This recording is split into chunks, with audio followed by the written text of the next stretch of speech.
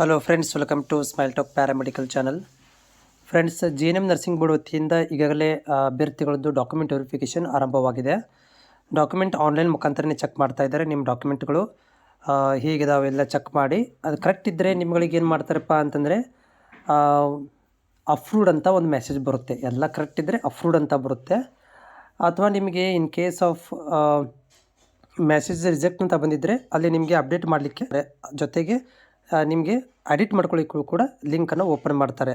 ನಾನು ಹಿಂದಿನ ಕ್ಲಾಸಲ್ಲಿ ಇದರಲ್ಲಿ ಕೂಡ ವಿಡಿಯೋದಲ್ಲಿ ಕೂಡ ಹೇಳಿದ್ದೀನಿ ಲಾಗಿನ್ ಹೇಗೆ ಮಾಡಬೇಕು ಮತ್ತು ಯಾವ ರಿಜೆಕ್ಟ್ಗೆ ಏನು ಅಪ್ಲೋಡ್ ಮಾಡಬೇಕು ಅನ್ನೋದನ್ನು ಕೂಡ ಅಲ್ಲಿ ನಾನು ಮಾಹಿತಿ ಕೊಟ್ಟಿದ್ದೇನೆ, ಹೋಗಿ ನೋಡ್ಕೊಳ್ರಿ. ಈ ವಿಡಿಯೋದಲ್ಲಿ ನಿಮಗೆ ಲಾಗಿನ್ ಮಾಡಿ ನೋಡಿದಾಗ ನಿಮ್ಗೆ ಒಂದು ಸ್ಟೇಟಸ್ ಕಾಣಿಸುತ್ತೆ ಈ ರೀತಿಯಾಗಿ.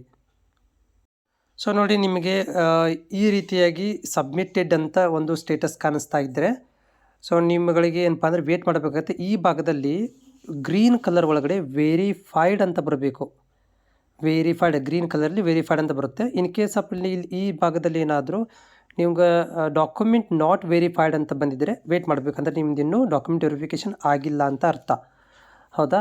ಇನ್ ಕೇಸ್ ಆಫ್ ಇದು ಸಬ್ಮಿಟೆಡ್ ಅಂತ ಬಂದಿದ್ದರೆ ನಿಮ್ಮದು ಇನ್ನೂ ವೆರಿಫಿಕೇಷನ್ ಕೂಡ ಪೆಂಡಿಂಗ್ ಇದೆ ಅಂತ ಅರ್ಥ. ಇಲ್ಲಿ ಕಂಪ್ಲೀಟಾಗಿ ಎಲ್ಲಿ ತನಕ ಅಂದರೆ ಈ ಭಾಗದಲ್ಲಿ ಗ್ರೀನ್ ಕಲರ್ ಆದಂತಹ ವೆರಿಫೈಡ್ ಅಂತ ಬರಬೇಕು.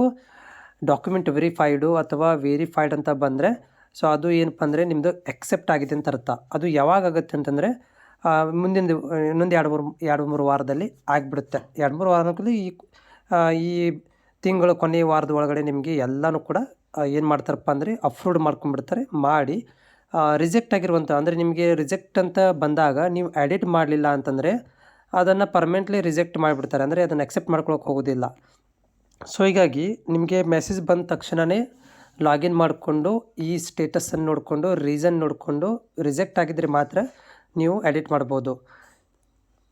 ಆಮೇಲೆ ಇನ್ನೊಂದು ಏನಂತಂದರೆ ಇಲ್ಲಿ ಈ ವೆರಿಫಿಕೇಷನ್ಸ್ ಎಲ್ಲ ಆನ್ಲೈನ್ ಆಗುತ್ತೆ, ಎಲ್ಲಿ ಹೋಗುವಂಥ ಅವಶ್ಯಕತೆ ಇಲ್ಲ. ಈ ಥರ ಸ್ಟೇಟಸ್ ಚೆಕ್ ಮಾಡ್ತಾರೆ ಬರೀ ನೀವು.